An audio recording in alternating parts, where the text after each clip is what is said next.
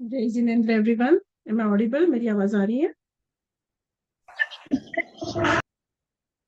जी ma'am, आवाज आ रही okay, let's start with the prayer.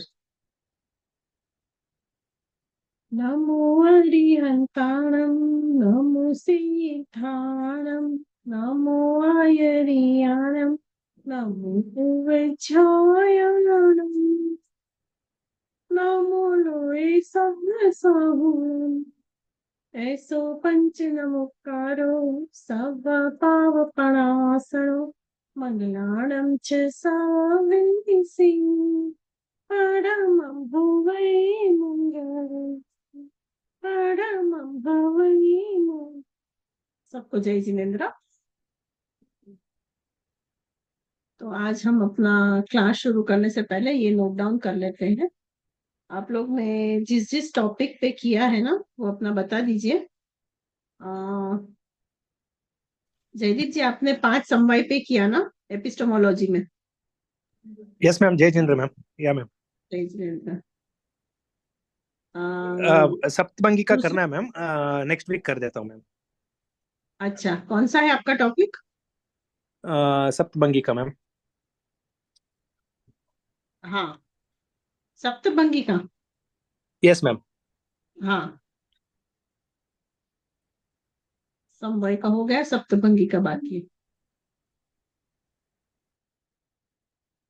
और कोमल जी, आपने, आपका दर्शन है उसमें, जैन एपिस्टोमोलॉजी में जो बाकी है। हाँ। और उसमें कौन सा किया आपने?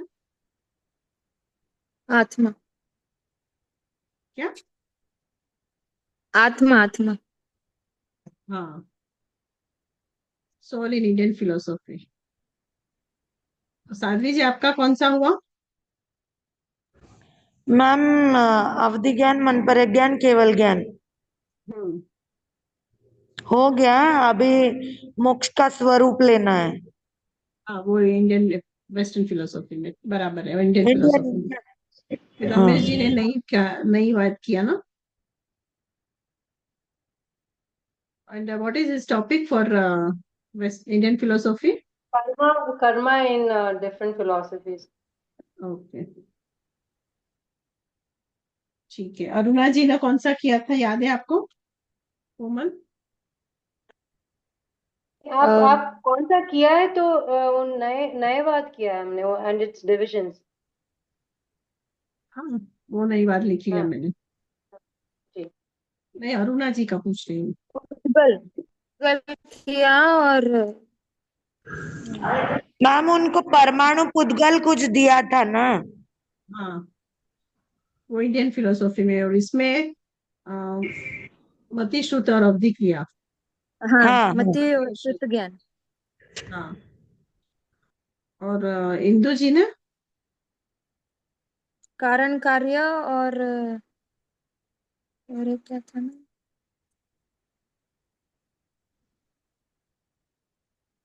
अनेकांतवाद, और ये था हाँ। शादवाद। हम्म,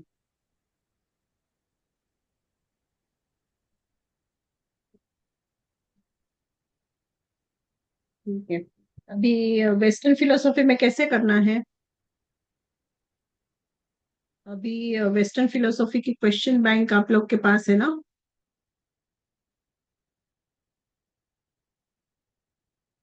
नहीं मैम। हाँ, उसमें जो इंडियन में दिया था उसी के साथ ही दिया था आपने। हाँ हाँ, दोनों साथ में ही लिया है। अभी ग्रुप में है क्या?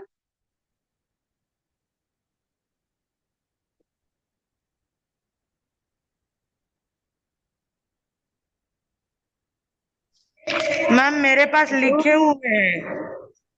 आपने लिखवाए थे मैम। मैंने भेजा नहीं था बाद में? नहीं, आप चेंज करेंगे बोले थे, बट किया नहीं अभी तक। अच्छा, ठीक है, एक सेकेंड। ठीक है, वो बाद में डिस्कस कर लेते हैं। सर जी, अभी आपको पहले प्रेजेंट करना है। हाँ मैम, कर देती हूँ। हाँ,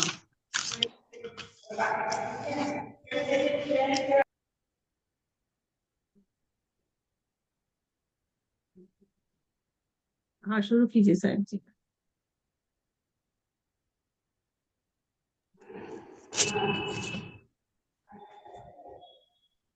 मेरा विषय है मोक्ष का स्वरूप। मैम आप वो लगा रहे हो क्या पीडीएफ? लगाना है क्या? पीडीएफ डाल रहे हो? हाँ डाल दो ना, क्योंकि वो जो ठीक है। लिखा नहीं है मेरे पास, फिर उसी में से लेना पड़ेगा। भारतीय दर्शन में ईश्वर मोक्ष ना? हाँ मैम। एक सेकंड में निकालती हूँ।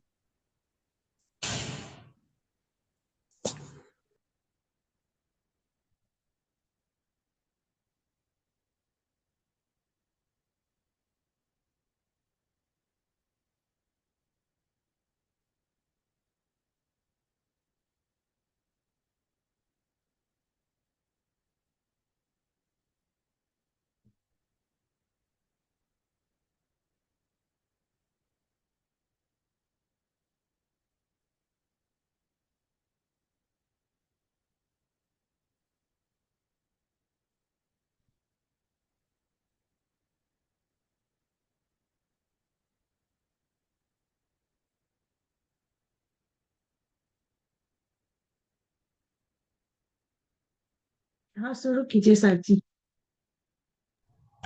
मैम वो पूरा नहीं आ रहा है। आएगा आएगा, एक मिनट। अभी आ रहा है ना पूरा? हाँ थोड़ा आया है।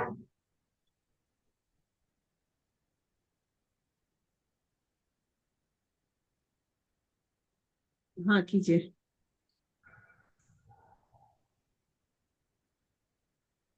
अभी पूरा आ गया ना?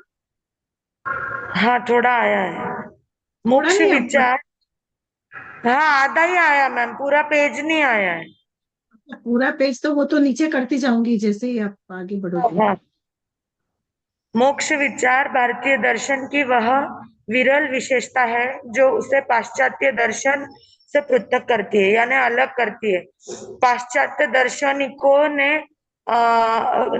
दार्शनिकों के अनुसार उनका उद्देश्य मात्र यह है कि विश्व और उसकी समस्या की व्याख्या करना ही, जबकि भारतीय दार्शनिकों के अनुसार दर्शन वह विद्या है जो हमें न केवल विश्व के विषय में जानकारी देती है, न केवल तत्व मीमांसा के विषय में विचारों का उत्प्रेरित करती है, मतलब कुछ अब आया? प्रेरणा करती है।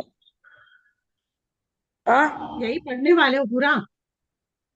नहीं नहीं, कुछ इसमें का कुछ उसमें का। अच्छा साहब जी, आपका वीडियो ऑफ है?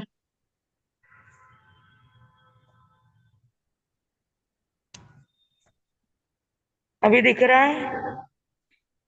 विषय में विचारों को ओतप्रोत उत्प्रेरित करती है, अपितु सत्य शोध का मार्ग बताकर समस्त दुखों से मुक्ति का मार्ग प्रशस्त करती है। पश्चिमी दार्शनिकों ने जहाँ स्वयं को बौद्धिक चिंतन, तर्क, नैतिकता और मानवता तक ही सीमित कर रखा है, वहाँ भारतीय दार्शनिक चिंतन का चरम बिंदु है मोक्ष।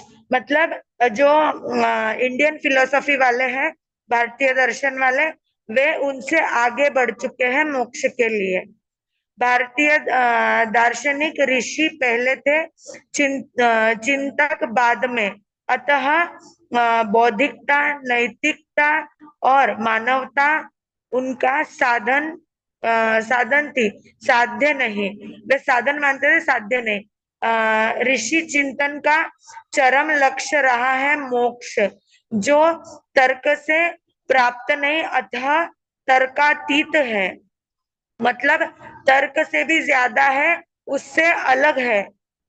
भारतीय दर्शन में मोक्ष का सामान्य अर्थ है दुख चक्र का अत्यंतिक विनाश, जन्म मरण के चक्र से सर्वथा मोक्ष, मतलब जन्म मरण के चक्रव्यूह से कुछ अलग बाहर निकल करके मोक्ष की प्राप्ति होना। अब इसका उद्देश्य है समस्त भारतीय दार्शनिक परंपरा, चाहे वे नास्तिक हो या आस्तिक हो, वैदिक हो या अवैदिक हो, मोक्ष विषयक विचार सभी में उपलब्ध होते हैं। जैन दर्शन में उपलब्ध मोक्ष विचार पर अपेक्षाकृत विस्तार से विचार किया जा सकेगा, क्योंकि जैन दर्शन में मोक्ष के विषय में पर्याप्त विचार हुआ है। जैसे सब कोई दर्शन अलग अलग सोचते हैं, तो यहाँ जैनों के हिसाब से कुछ अलग प्रकार से दिया गया है। वैशेषिक दर्शन में मोक्ष का स्वरूप,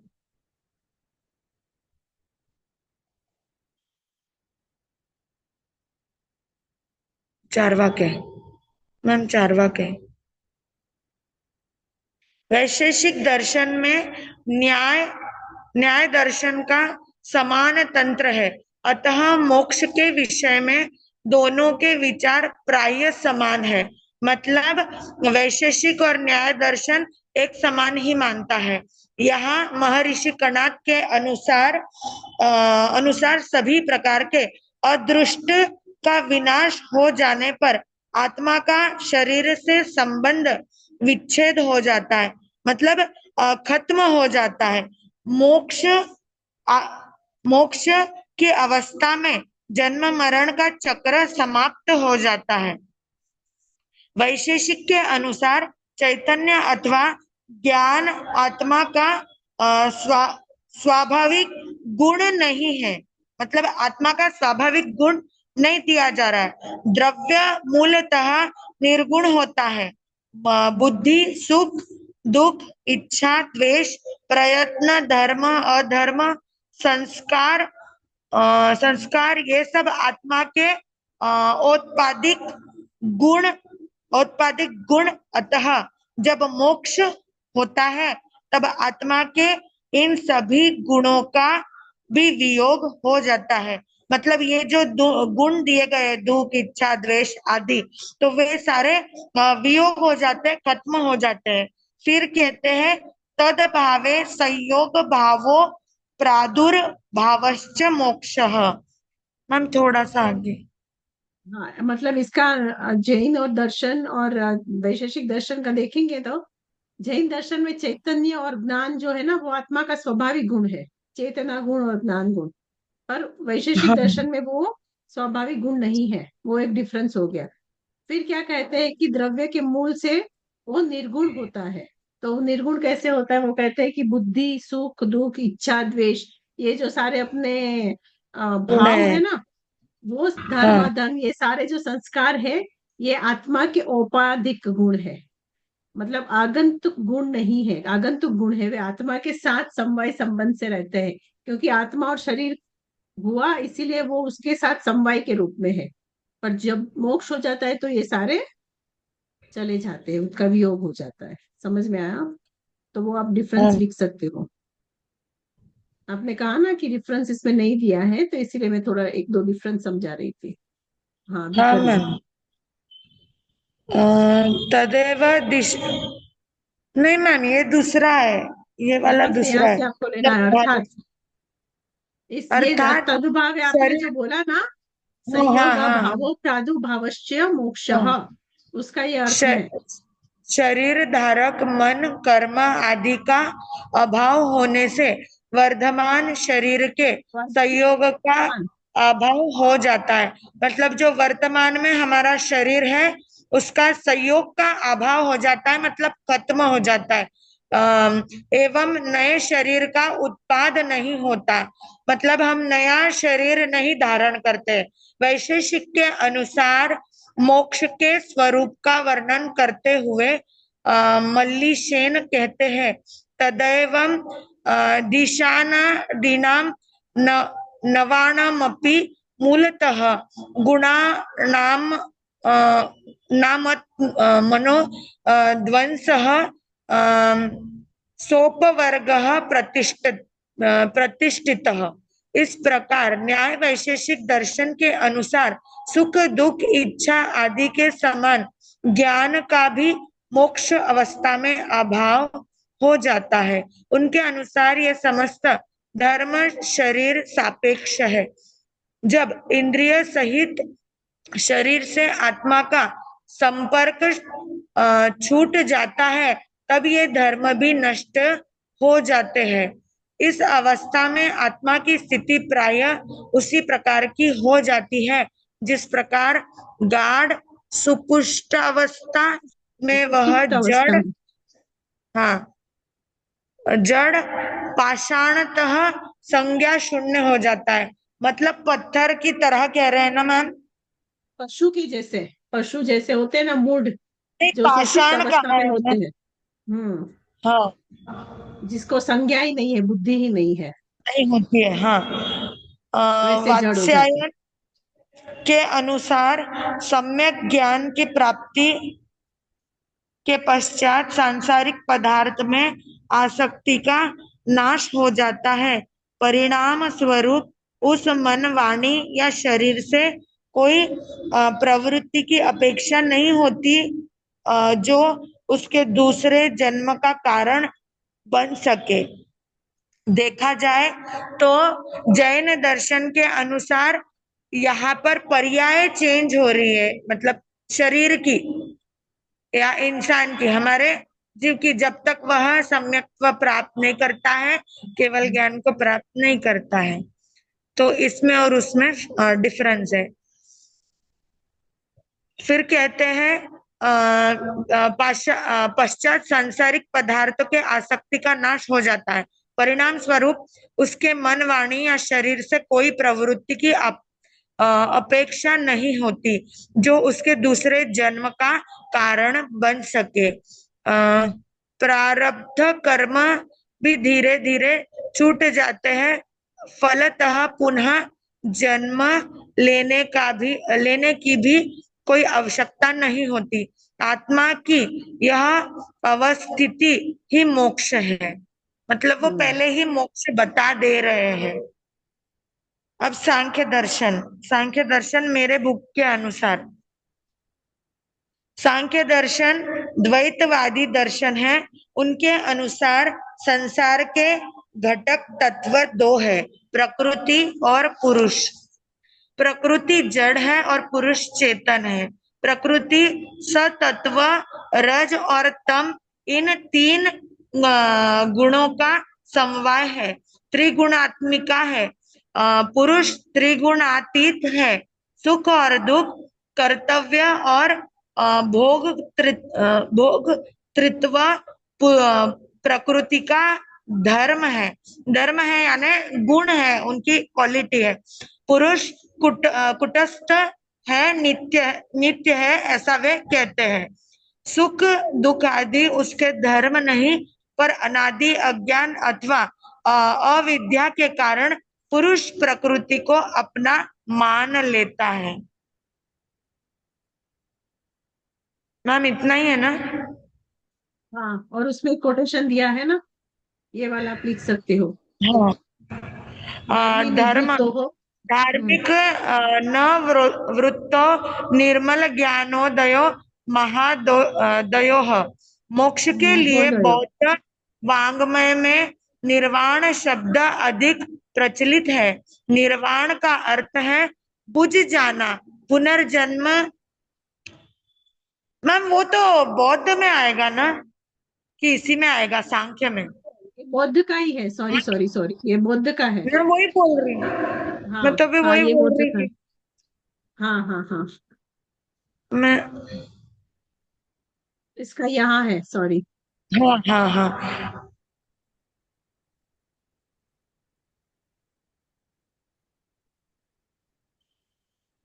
थोड़ा सा आगे। हम्म। नहीं, बौद्ध में गया। ये हाँ। सरति ईश्वर बद्ध कृष्ण से। के अनुसार संसरति वादयति मुच्यते च नानाश्रय प्रकृति ही। मैम इसका हिंदी अर्थ नहीं है? हाँ, चलेगा। चलेगा ना? है, ऊपर दिया है, हाँ? देखो। हाँ, सांख्य दर्शन के अनुसार बंध और मोक्ष भी प्रकृति होते हैं, पुरुष के नहीं होते हैं। मतलब वह बंध और मोक्ष को ही प्रकृति मान रहे हैं, पुरुष को नहीं, ऐसा। फिर अभी बौद्ध दर्शन जो नोट्स बनाई है उसके अनुसार बौद्ध में मोक्ष का स्वरूप, बौद्ध दर्शन क्षणिकवादी दर्शन है। वह कर्म, पुनर्जन्म और परिनिर्वाण में विश्वास करता है। उसके अनुसार आत्मा क्षणिक विज्ञान रूप है, उसे नित्य तत्व मानना ही दुख का मुख्य हेतु है। अतः आत्मा का उच्छेद ही मोक्ष है। आत्मोच्छेदो मोक्षः, यह भी एक सूत्र दिया गया है। आत्मोच्छेदो मोक्षः। विनयवादी बौद्ध मुक्ति को ज्ञानमय मानते हैं। उनके अनुसार ज्ञान का धर्मी आत्मा जब निवृत्त हो जाता है। विज्ञानवादी है वो, विनयवादी नहीं है साहब जी, विज्ञानवादी जो साइंस को मानते, विज्ञान। मैंने गलत लिखा है, सॉरी। विज्ञानवादी बौद्ध मुक्ति और ज्ञानमय मानते हैं। उसके अनुसार ज्ञान को धर्मी आत्मा जब निवृत्त हो जाता है तब निर्मल ज्ञान का उदय होना ही मोक्ष है, वैसा मानते हैं। फिर ये जो कोटेशन दिया है सूत्र, उसके अनुसार बौद्ध क्या कहते हैं? धर्म निवृत्तो निर्मल ज्ञानो दयो महोदयः। मोक्ष के लिए बौद्ध वांग्मय में निर्वाण शब्द अधिक प्रचलित है। निर्वाण यानी बुझ जाना, पुनर्जन्म के रास्ते को छोड़ देना, सभी दुखों के निदानभूत कर्म संस्कारों से मुक्ति, 5 स्कंदों एवं 3 आग्नियों, काम, द्वेष और अज्ञान से छुटकारा। निर्वाण के लिए विषय में बौद्ध दर्शन का मत न एकांत विधेयात्मक है और न एकांत निषेधात्मक है। अतः कहा जा सकता है कि बौद्ध दर्शन में निर्वाण का सिद्धांत ससंबंध रूप से उपलब्ध नहीं है। मैम बस इतना ही है ना? हाँ, अब जैन दर्शन में मोक्ष, जैन दर्शन में, हाँ मैम उतना ही है। हाँ उतना ही लिखा है मैंने, और आपका भी लास्ट लाइन वही आ रहा है। अच्छा, एक बार ऊपर लीजिए ना, मतलब मेरे को चेक हो जाता है बरोबर वही है क्या। ये बौद्ध दर्शन यहाँ से शुरू हो रहा है। हाँ वहां से शुरू है, थोड़ा आगे।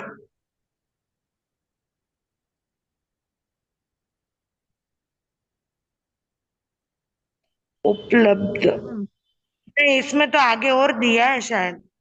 हाँ है। हाँ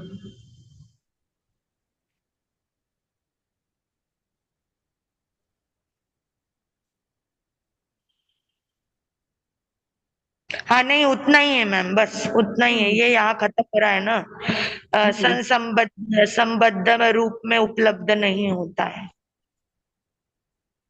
जैन दर्शन में मोक्ष का स्वरूप, वे जैन दर्शन में मोक्षवाद इन सब पे विलक्षण है।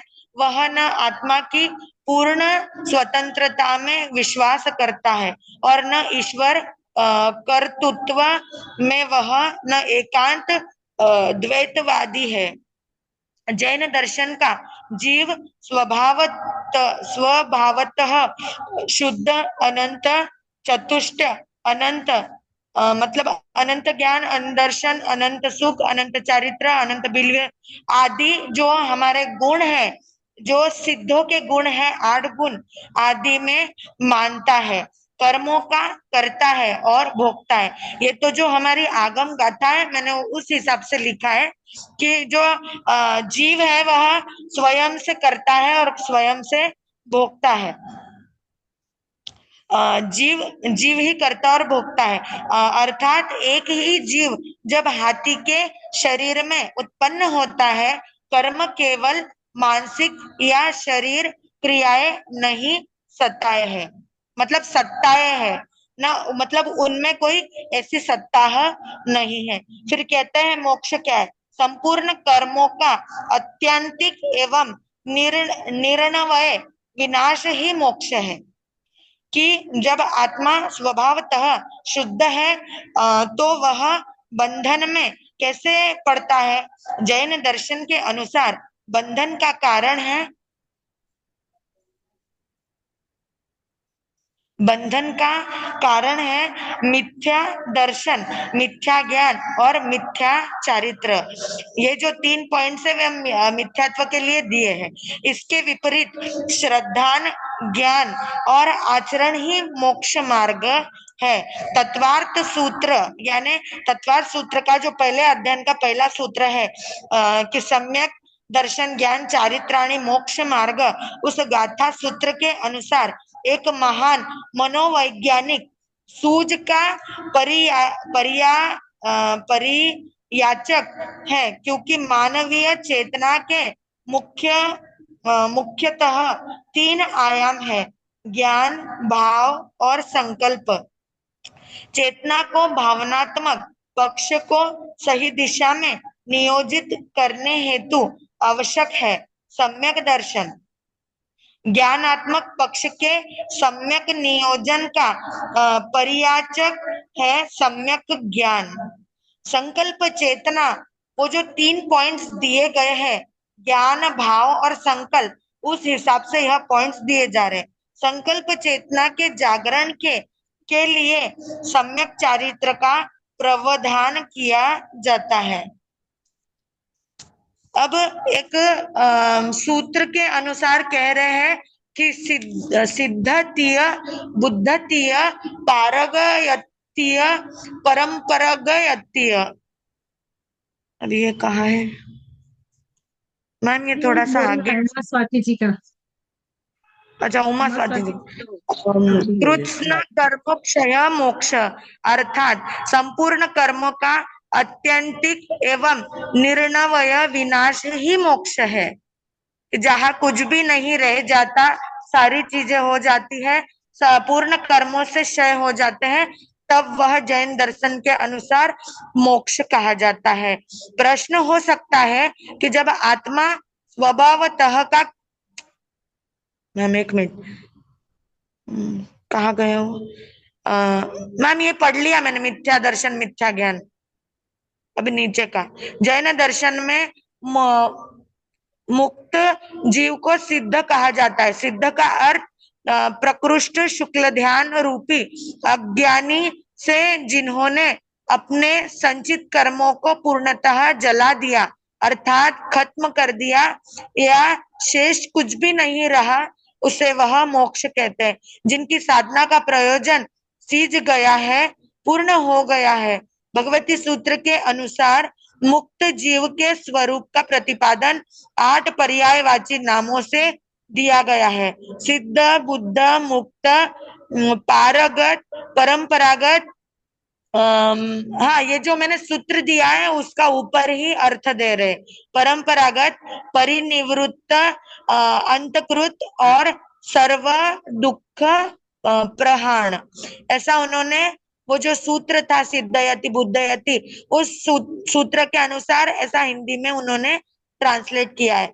आचार्य अभयदेव सूरी ने भगवती सूत्र की वृत्ति के अनुसार इनका विस्तार पूर्वक विवेचन किया है। औत्पत्तिक सूत्र में मुक्त जीवों के 8 पर्यायवाची नाम, जिन्होंने 4 प्रकार से उन्मुक्त, कर्म कवच, अजर, अमर और असंग ऐसा दिया है।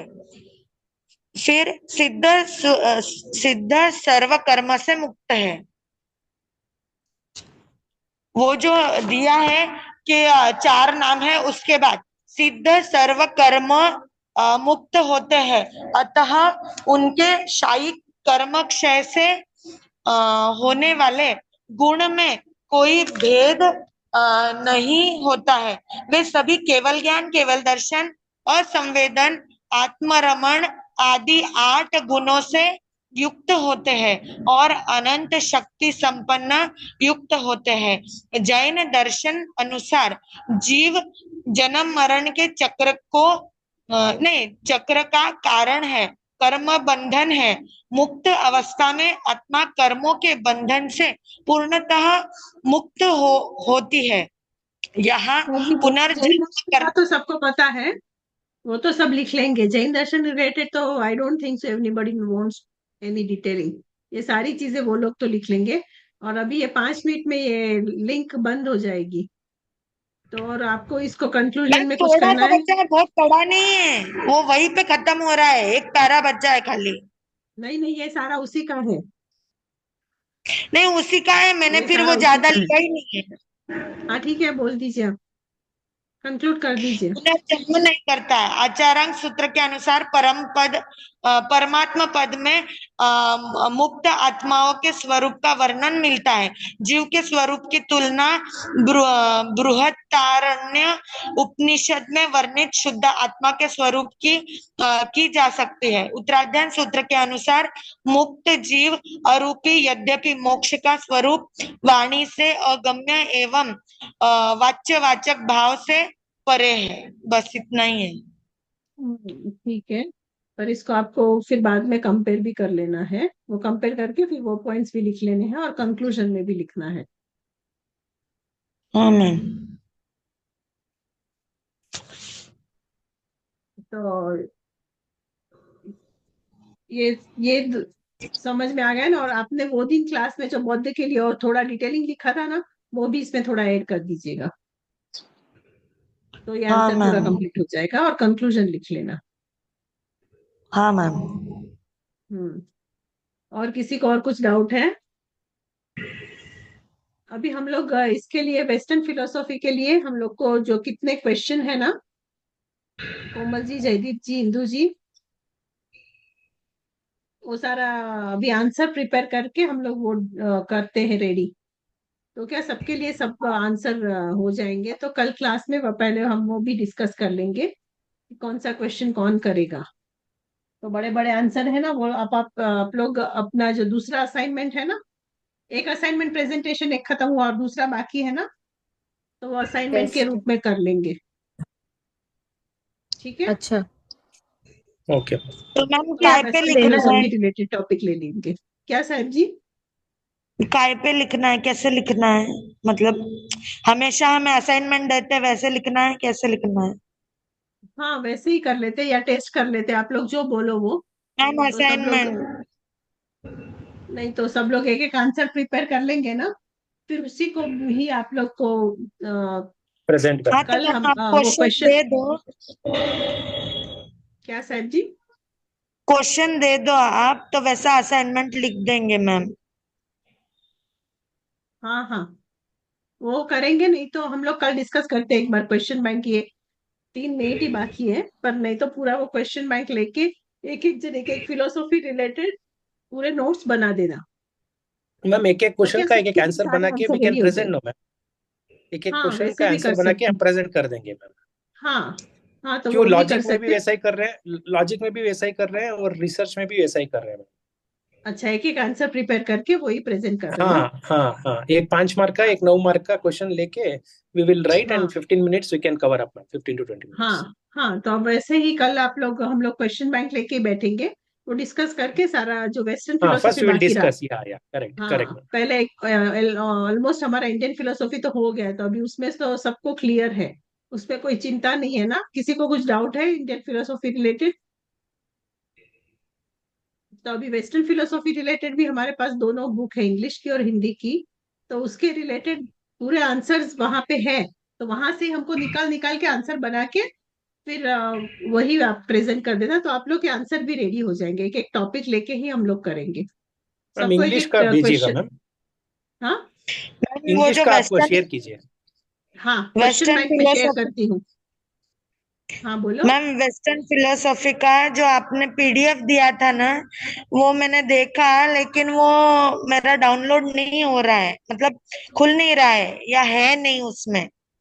अच्छा, तो तो आप वापस फिर से भेज भेज देंगे। आप वापस ग्रुप में भेज दूंगी। हिंदी वाली चाहिए ना आपको? हाँ हाँ हाँ।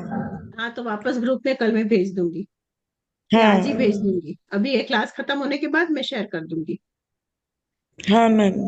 और मैं क्वेश्चन बैंक भी शेयर कर दूंगी, और वो कल हम डिस्कस कर लेंगे। तो ठीक है कल मैम। कौन, पूजा आप कर रहे हो present, Pooja Popaiya? Pooja ji, only you are left among all this. दोनों पूजा बाकी है, और कौन बाकी है? रमेश जी बाकी है। मैम मुझे वो सत का मिल ही नहीं रहा है। क्या नहीं मिल रहा है? सत का दिया है आपने मुझे प्रेजेंटेशन।